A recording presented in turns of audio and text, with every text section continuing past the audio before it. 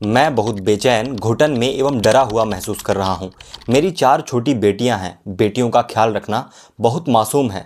मैं लिखते समय बहुत पीड़ा महसूस कर रहा हूँ। अगर समय ज़्यादा होता तो शायद मैं इस कार्य को पूर्ण कर देता, लेकिन यह समय मेरे लिए पर्याप्त नहीं था। मुझे माफ़ कर देना। मैं जीना तो चाहता हूँ, पर क्या करूँ? अपना ख्याल रखना। ये शब्द मुरादाबाद के शिक्षक सर्वेश सिंह के हैं, जो अन्य कई बीएलओ की तरह एसआईआर की प्रक्रिया पूरी कर रहे थे। लेकिन शायद उन्हें यह आभास हो गया था कि तय समय सीमा में वो ये काम पूरा नहीं कर पाएंगे। इसलिए उन्होंने मौत का विकल्प चुना और खुद की जान दे दी। हम आप जैसे कई लोग इस पीड़ा और दबाव को महसूस नहीं कर पा रहे हैं। उनके लिए ये एक सामान्य सी मौत है। कुछ लोग तो सर्वेश सिंह को कायर भी कह रहे होंगे कि मरना भी भला कोई विकल्प होता है। मगर एक बार उस व्यक्ति की व्यथा के बारे में सोचिए, जो अपनी बेटियों के बारे में सोचते हुए ये कह रहा है कि मैं जीना चाहता हूं, मगर मैं हार गया। नमस्कार, मैं हूं शिवेंद्र सिंह और आप देख रहे हैं बेरोक टोक। बिहार के बाद 12 अन्य राज्यों में एसआईआर की प्रक्रिया जारी है। इस प्रक्रिया को पूरी करने की जिम्मेदारी के लिए जिन लोगों के कंधों को चुना गया है, उन्हें बीएलओ कहा जाता है। ये बीएलओ या तो सरकारी शिक्षक हैं या फिर लेखपाल। एक बीएलओ के पास लगभग 1000 घर होते हैं। इन्हें घर घर जाकर एसआईआर के फॉर्म को बांटना होता है और फिर उन्हें कलेक्ट करने के बाद स्कैन कर उन्हें अपलोड भी करना होता है। फॉर्म भरते समय आने वाली समस्याओं का समाधान भी इन्हीं बीएलओ को करना पड़ता है। कई बार वोटर्स एक ही बात को लेकर जानकारी मांगते हैं। कई बार समझाने पर भी वो फॉर्म भरने पर गलतियां करते हैं। मरे हुए लोगों के नाम को हटाना, उन्हें क्रॉस चेक करना, पोर्टल क्रैश होने पर दोबारा एंट्री करना जैसी माथापच्ची के बीच बीएलओ को अपना टारगेट भी पूरा करना होता है।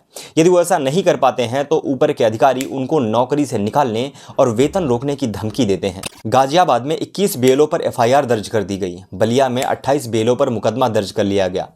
कई बीएलओ का यह भी कहना है कि एसआईआर की प्रक्रिया के लिए उन्हें ठीक तरह से ट्रेनिंग नहीं दी गई, लेकिन उम्मीद की जाती है कि वो अपना काम ठीक तरीके से करें। भला ये कैसे संभव है? बीएलओ हर तरफ से टॉर्चर हो रहे हैं। पश्चिम बंगाल में बीएलओ को ममता दीदी की टीएमसी के गुंडे धमकाते हैं, तो कुछ जगहों पर फॉर्म देरी से मिलने के कारण बीएलओ के साथ मारपीट की जाती है। ऐसा लग रहा है कि बीएलओ इस पूरी प्रक्रिया में पिस रहा है। दैनिक भास्कर बताता है कि जयपुर के 48 साल के बीएलओ मुकेश ने ट्रेन के सामने कूदकर अपनी जान दे दी। फतेहपुर में लेखपाल सुधीर कुमार कोरी ने शादी से एक दिन पहले आत्महत्या कर ली। गुजरात के सोमनाथ के अरविंद वाढेर ने आत्महत्या कर ली। जब तक मैं कैमरे के सामने आपसे बात कर रहा हूं, 7 राज्यों के 29 बीएलओ अपनी जान गंवा चुके हैं। मध्य प्रदेश में 9, यूपी में 8, गुजरात में 4, राजस्थान और पश्चिम बंगाल में 3, केरल और तमिलनाडु में एक बीएलओ किसी न किसी वजह से अब इस दुनिया में नहीं है। इनमें से कुछ लोगों की जान हार्ट अटैक, ब्रेन हेमरेज के साथ साथ अन्य बीमारियों से भी गई है। लेकिन वीडियो रिकॉर्ड करके काम का प्रेशर और दबाव बताकर अपनी जान ले लेना ये इशारा है कि कुछ तो ठीक नहीं हो रहा है, कुछ तो गड़बड़ है। इस एसआईआर की प्रक्रिया को पूरी करने के लिए जो टाइमलाइन सेट की गई है वो काफ़ी नहीं है। हालांकि चुनाव आयोग ने 7 दिनों का समय और बढ़ा दिया है। बीएलओ को मिलने वाली सैलरी को बढ़ाकर दोगुना कर दिया गया है। लेकिन इससे उन परिवारों से गए लोगों के जीवन वापस नहीं आ जाएंगे, न तो उनके घर वालों को नौकरी देने से किसी का पिता, किसी के पति का फिर से जीवन मिल जाएगा। देश की वोटर लिस्ट में किसी बांग्लादेशी या रोहिंग्या का होना किसी भी देशभक्त को स्वीकार नहीं होगा।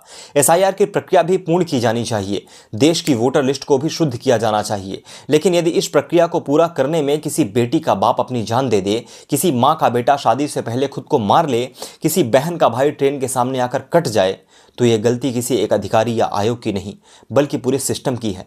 मैं इस एसआईआर प्रक्रिया का पूर्ण समर्थन करता हूं। मुझे पता है कि कुछ लोगों के चले जाने से देशव्यापी अभियान नहीं रुका करते, लेकिन ये भी इसी देश के नागरिक थे, तो इनकी मौत का जिम्मेदार कौन? मैं इस प्रश्न को खुला छोड़ रहा हूं। इसका उत्तर आप स्वयं लिखिए। नमस्कार।